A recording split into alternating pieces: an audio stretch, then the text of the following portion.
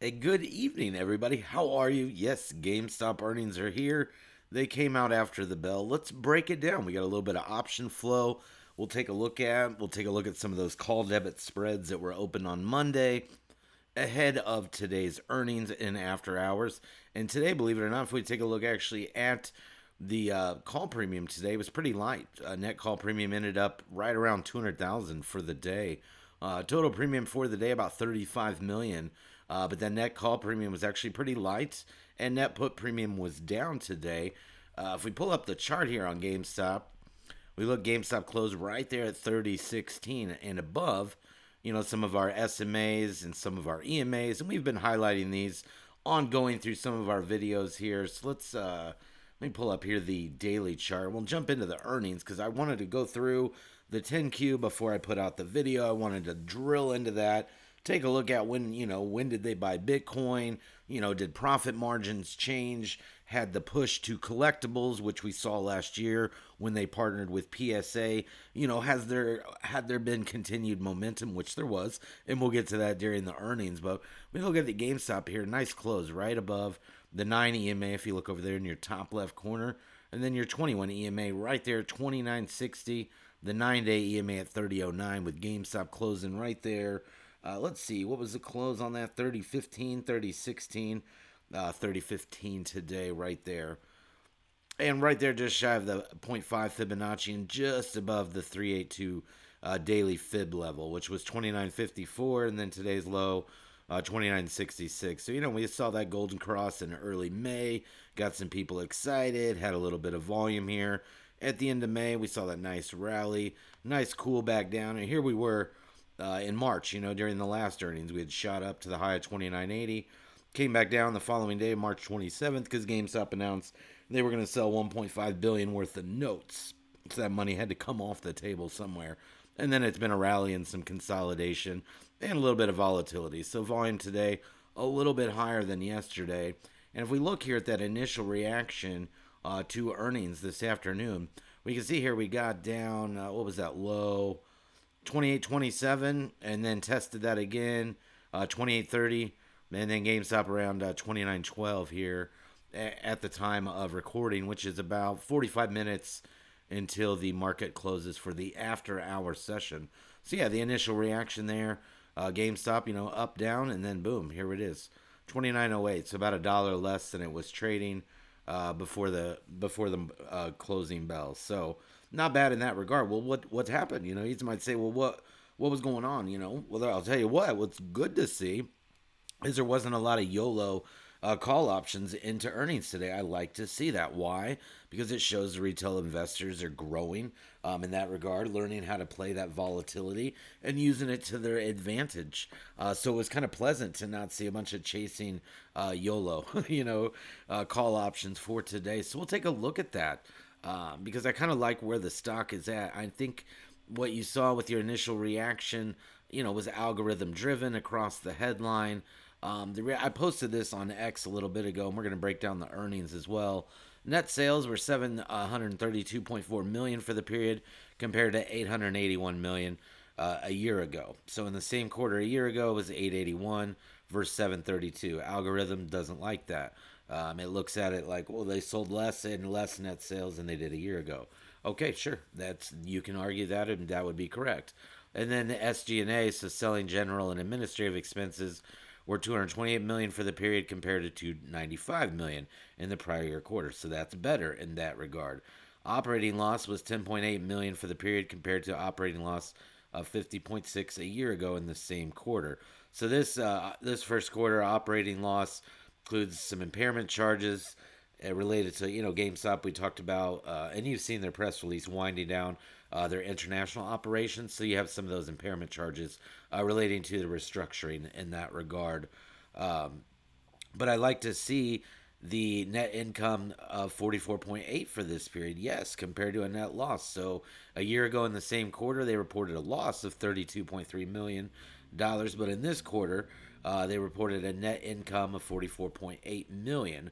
So when you look at like the GAAP results, because like companies report GAAP and non-GAAP on their financial statements. So when you look at like the non-GAAP, that would put it at a 9 cent. What was that? 9 cent EPS. Yeah, earning per share 9 cent. And then the non-GAAP adjusted EPS, as we call it, was 17 cents. And we'll look at that when we actually pull up the 10Q uh, financial statement for the quarterly earnings.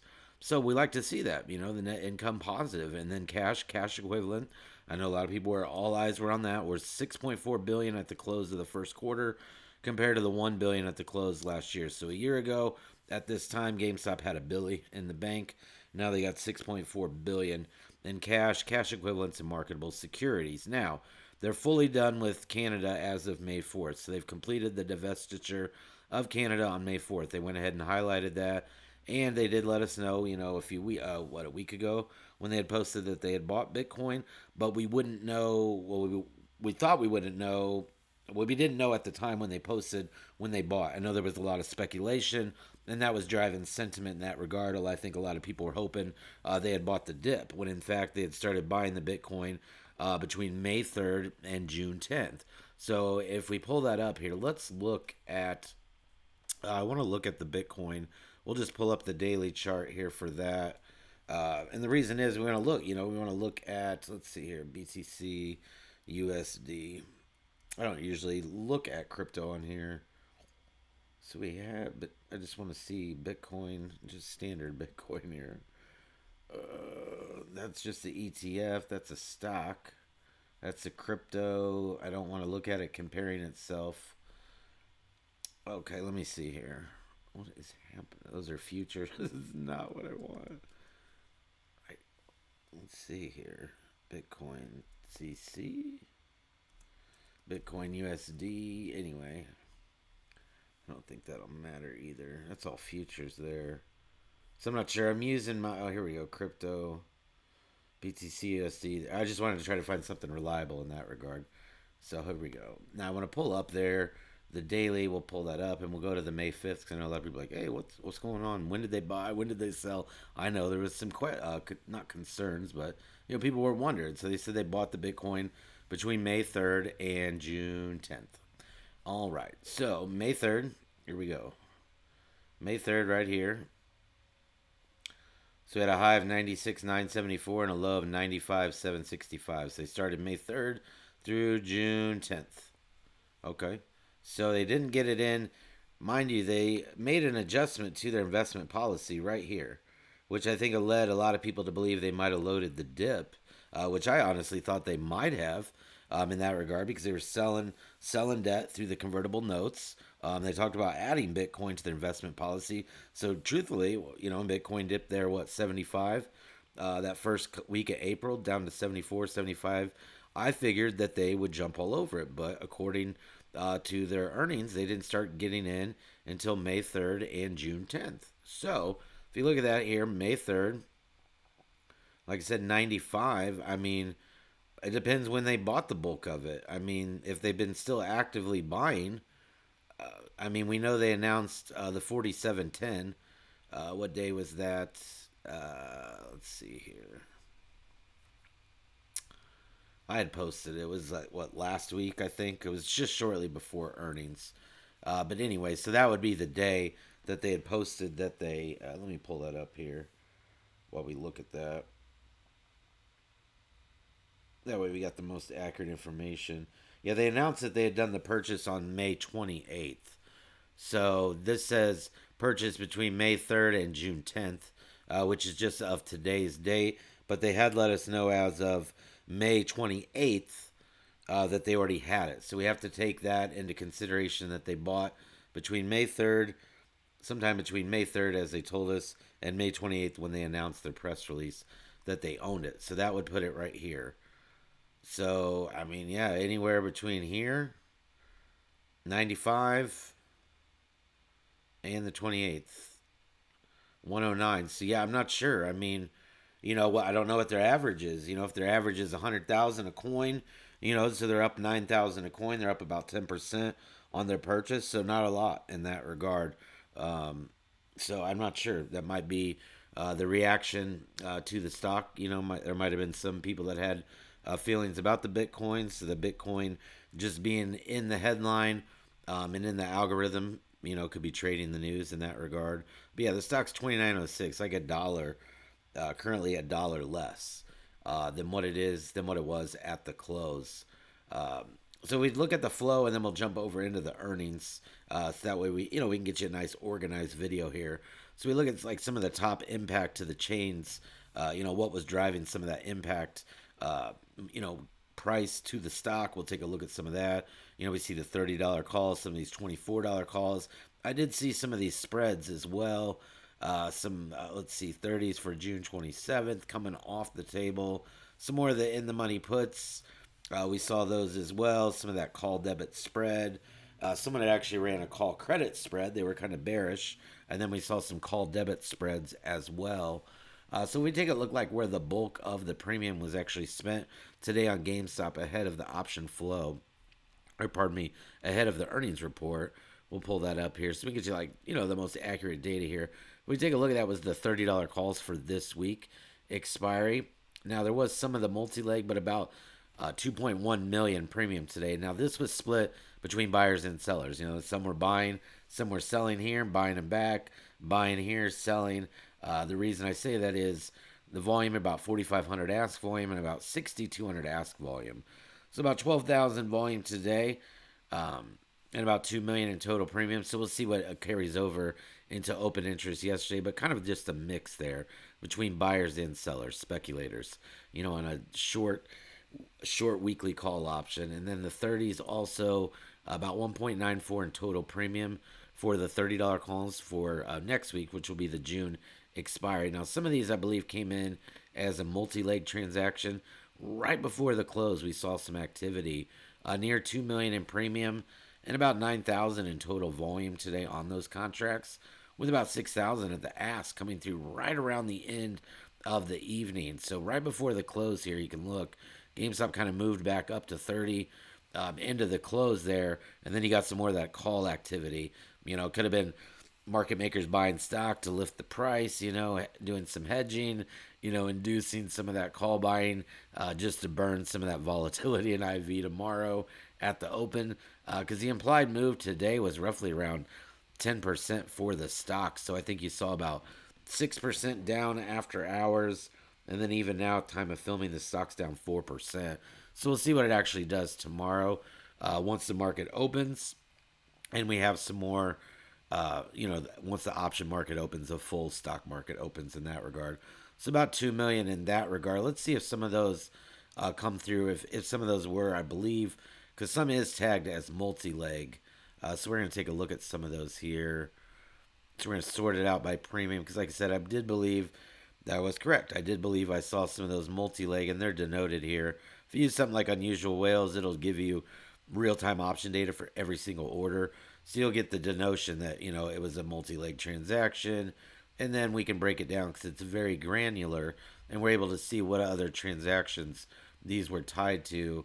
So look like here, just a long call calendar. Sell the 30s for June 27 to finance the 30s for next week. That's referred to as a long call calendar. So that's what we saw in that regard. So we saw the 30s for June 27th at the end of the day. That was why they were using those to finance buying the 30s for next week. So that's called a long call calendar, just a particular option strategy that was being deployed by that trader. In addition, there might have been some other people buying $30 calls for the June 20 expiry because that is the June OPEX. But nothing stood out like too crazy in that regard. Now I did see these $24 calls, and I did see a few people post about them as well. That came through. Yes, there's about 700,000 in total premium. It's in the money call came through for this week, not right before, but about 20 minutes before the closing bell. But this too was actually a multi-leg transaction, and it was tied to. Let me double check here. Yeah, they sold. I believe. Yeah, they sold $29 calls for this week and bought to finance the 24s. So that's referred to as a call debit spread. So call debit spread, basically, they just want, just a slight increase in price and a neutral to small increase in volatility. So not much change in volatility, just a slight increase in price, and gets that particular strategy paid. So you're essentially selling $29 calls at the same time you're buying 24s. as part of a strategy. So that helps selling these helps finance buying those. So you're looking at the spread, the difference in between how much you receive for selling these versus how much you uh, are going to pay for buying those. You establish a spread, and that's how you determine like your profit, your loss. What's your projections in that regard. What are you looking to achieve here? So if we look here, let's see. Get the accurate numbers. I try to use the accurate numbers once the market's open, just so I can fill all the prices. So you can always look at that at a visual in a profit loss calculator. But the reality is you're just paying the difference. So if I pay 627 for these calls, I'm receiving 226, so roughly a $400 spread in that regard. So if you think about that, as each contract represents 100 shares, you're paying about a $4 difference there per 100 shares. So yeah, just different strategies you'll see, and you'll see this type of thing, especially around earnings. As traders play volatility in that regard, but we try to look for things like 500,000 or higher. At least I do. To look for anything that kind of jumps out in that regard. But like I said, I didn't really see anything like boom, we're just YOLOing a lot. It just seemed like a typical day. You got $28 calls for this week, also $30 puts, saw some activity. $35 calls for next week. We can take a look at some of those as well. About 715,000 in premium today, and a little bit, about 7,000 volume. So there was some volume on these Monday that came through and carried over into open interest. Monday there was about 1.5 million in premium on these, so that carried actually over. But that was part of a multi-leg transaction as well, because I believe that was part of that spread that I talked about earlier here in the video. Yeah, let me pull that up. Was this $35 call spread? Yeah, that was the call debit spread where they sold $50 calls yesterday to finance buying the $35 calls, targeting the June 20th expiry. And they used just a call debit spread strategy, and we just talked about that. So that's why you saw those 35s also on the flow. A little bit of activity there today, but that's why we saw that yesterday. And those did carry over to open interest because part of that leg is still open on that multi-leg order in that regard. So I'll let you take a look at some of the others in regard. Here's how they're sorted by premium. You can take a look here at the strike and the expiry, so we can kind of look at the volume also. Another way we can look at that here too.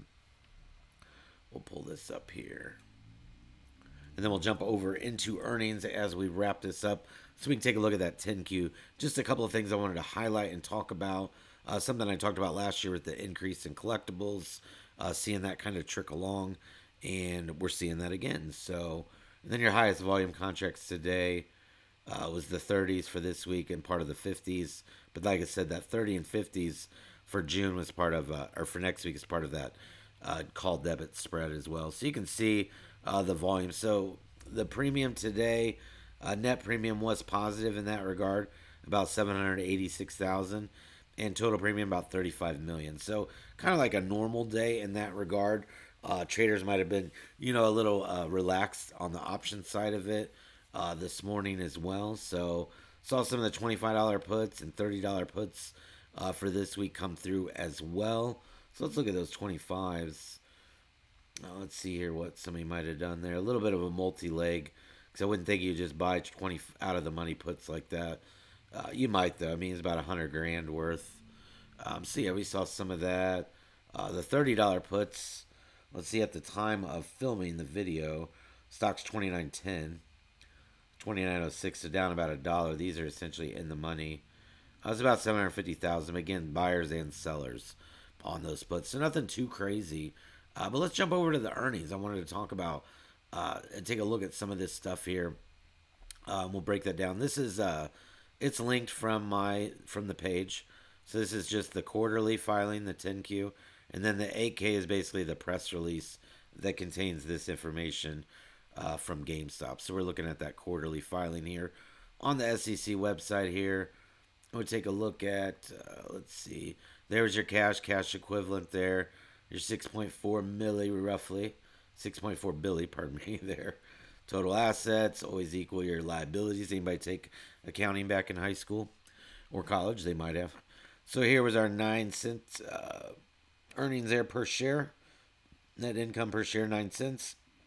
Net income $44.8 million for the quarter, compared to a loss of 32.3 million. I'll zoom that in a little bit on the quarter before. So a year ago, 32.3 loss. This year, 44.8. Not bad if you're looking at it year over year in that regard. And these are like those impairments we talked about relating to them winding down the international operations. So, but we also note too shares. The shares a year ago was 305 million GameStop shares. Now there's 497 million.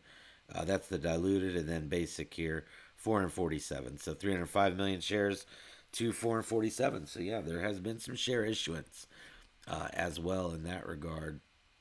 But people like the 44.8 million net income. They do like that. It's a positive quarter. That's important to see. And then now here we have this new thing here. We got the proceeds from the issuance of convertible debt. I know. And we'll talk about that because that adds a little bit of debt to GameStop, because you have to add that to the books, essentially, and that you sold debt. So you have to add that to the books. And we'll take a look at that as well. And then, I mean, we compare a year ago, we had 1.17 billion, now 6.4 billion cash equivalents, and restricted cash. So GameStop's balling. They got 6.5 billion. I know a lot of people are like, hey, they should put that money to work to battle inflation. They should do this. They should do that. They'll figure it out. I mean, they got a little bit into Bitcoin. I know that people wanted that. They'll figure it out. I feel like they're being very reserved with their 6 billion, just buying little government securities, just to guarantee their money, and wanted to keep their cash. Wanted to keep cash, a strong cash position in that regard. So, like I said, common stock, did increase a little bit there. So you got the 447.3 million shares, but there was only 306 million shares a year ago. So I know some people, keep that in mind. But GameStop added 5 billion from the billion they had. They added 5 billion. So they added some cash. You had to pay for it. Others had to pay for it, but they did add some cash. So if we take a look at it here, we're going to continue drilling down through this. I know it take a little bit of your time, but it's important that we continue to talk about these things. And some of it, you could do it quickly, but you could do it short, you could do it quick. So let's see. At the end of February, earnings last quarter was 4.7 bill, is now the 6.4 billion. So that's kind of what we're showing here in this regard of the cash and cash equivalents. And then March 18th is when they went ahead and decided they were going to make some changes to the investment policy. Blah, blah, blah. I know. Then we're going to add Bitcoin. I know. People are like, yeah. I know some people were very happy about the Bitcoin. Some people were not happy about the Bitcoin. I mean, what's your feelings on it? Were you happy? Was that something? I know a lot of people, and they're like, Bitcoin, yeah, everybody was like, Bitcoin, yeah, so had to do the sound effect there. But yeah, a lot of people were happy with that in that regard. So, well, we just talked about some of that impairment with winding down some of those operations in Canada. Here's some of those expenses. So, in that regard, as on May 4th, they sold their Canadian subsidiary, Electronic Boutique Canada, which operated our Canadian stores in e-commerce. So, and that was as of May 4th. So that's done. And I know they did everything in France. They're kind of winding down all of the international in that regard. Because if we look, when we break it down, I'll show you by United States or by other countries, they're just losing money. I mean, they're losing money to run those locations. So it just didn't make sense anymore for them. So that's why they're winding them down, selling them in that regard. Where does it break down? Okay, it's further down here. We'll break it down by store, or not by store, but by country, and take a look at that. Just some of that winding down. But as we talked, also the collectibles. This was something we talked about. Now, if we look last year, collectibles 136.8. This year, boom, huge growth, 211.5 this quarter, and that was something that I thought was very interesting in that regard with the collectibles. Let me pull this up here. Let me see here, because I believe that was a pretty. Was that included on this? I thought this during the summary that was included there. because it was a pretty large increase in that regard from year over year, quarter over quarter in that regard, just due to the collectibles. So the collectibles up about 54%, and I'll show you that here. So let's see, last year 505 million sales on the hardware is down, but just don't forget they have Nintendo 2, Nintendo Switch 2. So on the next earnings report, you'll see maybe a little uptick there in hardware and accessories relating to the Nintendo Switch 2 launch, which took place during not this quarter on earnings, but the next coming quarter. So, but I like seeing that collectibles and then total net sales. That's how it actually broke down. So, because of the boost in collectibles, which kind of you see in the GameStop stores, they're selling more. They had the partnership with PSA in October. They celebrated recently the 1 millionth PSA submission. So you're definitely seeing that foot traffic and activity in the store. The collectibles did help offset the money. So say collectibles had been, light like they were a year ago before GameStop kind of moved, to this adding collectibles, pushing more on the collectibles and trading cards, to the legacy business, you may not have seen as much on the income this quarter. So a nice push in that regard, like I said, as those were up about 50% for the collectibles in that regard. Where else was I going to show you a couple of items here? Yeah, they're government securities. They're making money on that as well. Just little bonds. Let's see. Okay, so here, as of May 3rd, 2025, now they have there's 1.5 billion in debt, outstanding debt, and that just relates to the convertible notes. A year ago, though, the debt was 25 mil, and then just in February it was 16 mil. So there was only 16.9 mil of outstanding debt for GameStop on February 1st, which related to international operations. But now there's 1.5 billion in debt. But you know that why, and that's related to the convertible notes. They issued that, so that is actually outstanding debt in that regard.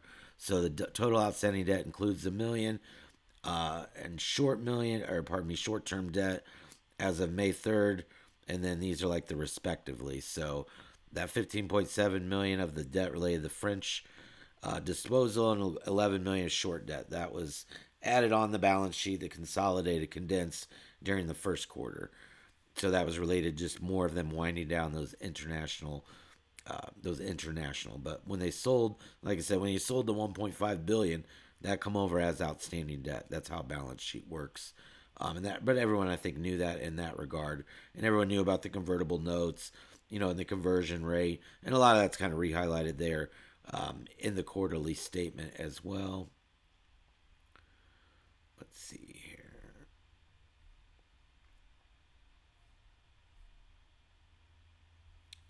This is what I wanted to break down here for when you look here for this quarter here, and then we'll compare it to last quarter as well. You can see here for the United States, that's where their money is. So GameStop, actually sees a loss, operating income loss. So an operating loss in Canada, Australia, Europe, and then U.S. has positive. So, and if you look here, just a year ago, same quarter, May 4th, a year ago, 25.3 million operating loss. So GameStop really turned it around with an operating loss US of 33.6 million to the positive versus 25.3 million operating loss. So not bad, operating income of 33. That's a pretty good swing from year over year. So that's good. That is a good to see. And winding down things that aren't making you money. That's also a good thing to see. These are a lot of things that Roaring Kitty talked about during a lot of things during his thesis, and just continuous thesis. Changes to the legacy business, any which you see in collectibles, just going Bitcoin Treasury route. So there has been some changes in that regard. Now we've got Bitcoin, so there is some information in that regard. Let's see here. One of the other things I wanted to look at here. Yes, here. GameStop actively focused on the below objectives, establish omni-channel retail excellence, achieve profitability. During fiscal 24, we continue to optimize our cost structure to align with our current and anticipated future needs. We'll continue to focus on cost containment as we look to operate with increased efficiency, expand our addressable markets. We continue to explore ways to increase the size of our addressable market through product, service offering, include offerings in the graded collectibles category, things we just talked about. Expansion of these categories provides the company with margin accretive opportunities that can assist the company in achieving its profitability goals. Why? Not a lot of profit on that hardware, when you're selling those consoles because the price is fixed by the manufacturer, but they've got some margin within the collectibles. So they want to capitalize on that. I don't blame them. They should. Just talked about winding down, closed their operations in Germany during the fourth quarter of fiscal 24. They left Austria, Ireland, and Switzerland during fiscal 2023. In February of this year, they sold Canada and France. And let's see here. They resulted, let's see, during fiscal 24, they basically did optimization, look at all the stores, what's making money, what's not. They closed 590 stores in the U.S. Last year in fiscal 24, and they're reviewing that, and they continue to review. While this review is ongoing and a specific set of stores has not been identified for enclosure, they do anticipate closing a significant number of additional stores this year in fiscal 25. It's right here listed. So yes, there are more stores being closed as they attempt to move, increase their profits, increase their margin. We also continue wars. We also continue to explore ways to increase the size of our addressable market through graded collectibles. And we talked about that, where they teamed up with PSA back in October, which landed them over a million in card graded submissions, which is great to see already in that regard. So they're doing it. The if you look here, a year ago on collectibles, we're looking right here. A year ago was 136.8 net sales. This year 211. So quarter over quarter, year over year, it was 15% of the net sales last year. This year, nearly 29% of GameStop net sales was collectibles. So that push to collectibles, they're seeing that on the balance sheet. And I'm glad they have that because, yes, software a little light compared to a year ago, and hardware and accessories a little light compared to a year ago. But I anticipate that being higher next quarter as it reflects some of the Nintendo Switch 2, hardware and accessories being sold in that regard. But yes, so without seeing that kind of push in collectibles, net sales would have been light this quarter for sure. So I like to see that. I like to see what's going on. I like to see, the changes. I like to see the, just aggressive workings on the balance sheet. I think that's important for long-term shareholder value is the long-term play here for shareholders. Are they going to get their money back? Are they content? GameStop, price evaluation. Is it priced accurately? It's priced where Wall Street wants it. It's priced where there are buyers and sellers, and that's where it's at. Like right now, filming it's 29.12. That's where everyone has decided. So this is what I like to see, though, and I don't know if a lot of people are actually going to talk about this. And I know it's a longer video, but I'm a long-winded guy. I spent 6 years in college with a master's degree in computer science, and some things just I like to spend time on. And I know there's plenty of people that watch that and appreciate it, so thank you. It's awesome. But gross profit increased this quarter 8.3 million or 3.4%. Doesn't sound like a lot, but profit is everything, and gross profit and margin profitability is everything, especially as you combat inflation. Gross profit as a percentage of net sales increased to 34.5% compared to 27.7% in the year prior. So let me repeat that. Gross profit as a percentage of net sales increased. They are finding ways to take what they're doing and make more money with that. That is what you want to see long term for GameStop. I like to see that. The increase in gross profit as well as gross profit as a percentage of net sales is primarily due to a shift to higher margin product categories, specifically collectibles and pre-owned hardware and accessories. So that collectibles, like I said, is their bread and butter. That is a change to the legacy business, incorporating more of that. And it's a great place to get your cards graded. It's a great place to buy graded cards. You can do it all within there. So yeah, sales of collectibles increased to 28.9%, like we talked about, compared to 15.5 a year ago. Sales at pre-owned was 12.5% this quarter compared to 10.5. So they're growing on that. They are growing on that partnership with PSA. They're expanding on that. They're talking about it. I encourage everybody, go through this. People say, "Oh, I don't have time to read that," or "These videos are too long." That's okay. Wall Street and making money is not for you. You have to invest your time, not just your money. Um, you can't just roll up here like, "Hey, I got some money," and throw it around. That might work in the short term, and you might win a few, but you're going to lose a lot more. But long term, you got to dial in. You got to read this stuff. Especially, I couldn't imagine. I've seen some of the people, and I know, some of the numbers I've been invested in, and to put that kind of money into something and not read about the company you're invested in, or not listen to a video about somebody who's very educated in what they're talking about, to the company or the balance sheet, or the ideas or the option flow, or the chart. I'm not saying I'm an expert. I'm just saying it's important to spend time on subjects, especially things that you got your cash in. So I like seeing that gross profit, and those were like some of the things I wanted to kind of cover as we wrapped up on this video, and the quarterly, just kind of some things I saw as I had drilled down through, the GameStop's earnings and things like that. So they also wrap up and talk about, all the shares they sold last year.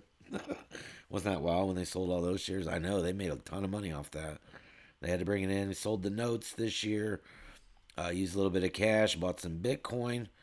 Yeah, but like I said, I always encourage everyone to drill through these balance sheets. Drill through these posts, watch these videos.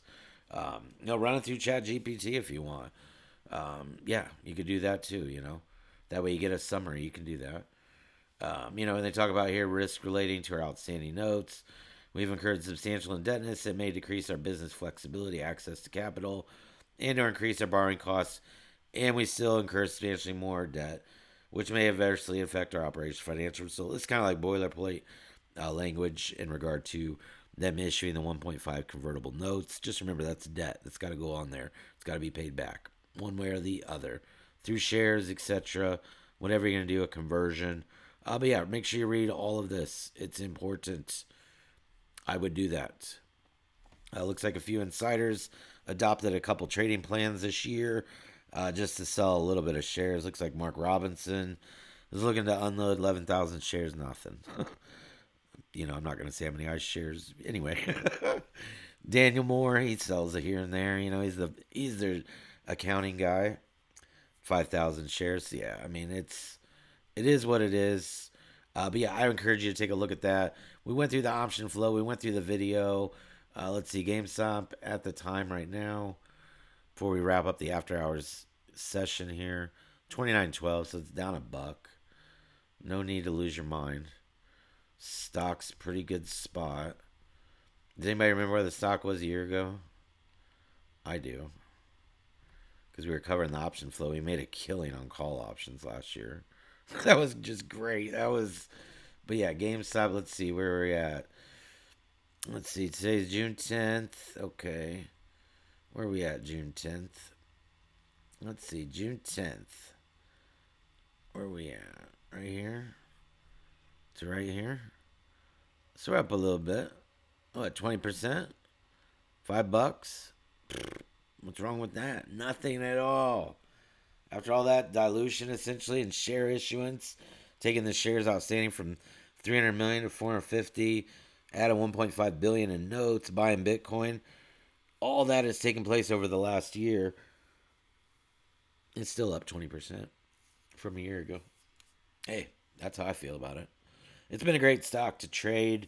It's been a great stock to own. I know a lot of people trade it. I know a lot of people trade options on it. I know a lot of people sell calls during volatility, sell puts when it's bullish.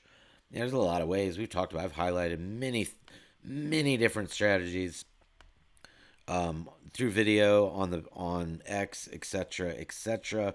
So yeah, but that's what I got for you. Pretty incredible, pretty in-depth analysis. About 40 minutes, I know. So if you watched it all the way through, you're a legend. I made it. I talked about it, and I'll do it again. It wouldn't matter if one person watches it or 100. But if you did watch it all the way through, comment down below GameStop profit margin. Reply on X GameStop profit margin, or on YouTube GameStop profit margin. I'll know you watched the video all the way through. But you all are a legend. We'll see what this brings the rest of the week. And don't forget, next week will be the June monthly option expiry. So, yeah, we'll take a look and see how this is digested tomorrow when Wall Street opens back up and option trading opens back up. And we'll cover some option flow. It's good to be back at the desk. I've been away with family. We've been traveling, and the kids' baseball and tournaments. And then we got Father's Day coming up this weekend. And yeah, life's busy in the summer. The whole sell in May and walk away, not necessarily, but we like to spend a little bit of time, with the family over the summer. It's we don't ever get this time back, so spend it wisely. Y'all have a fabulous evening, and I'll see you on the internet very soon.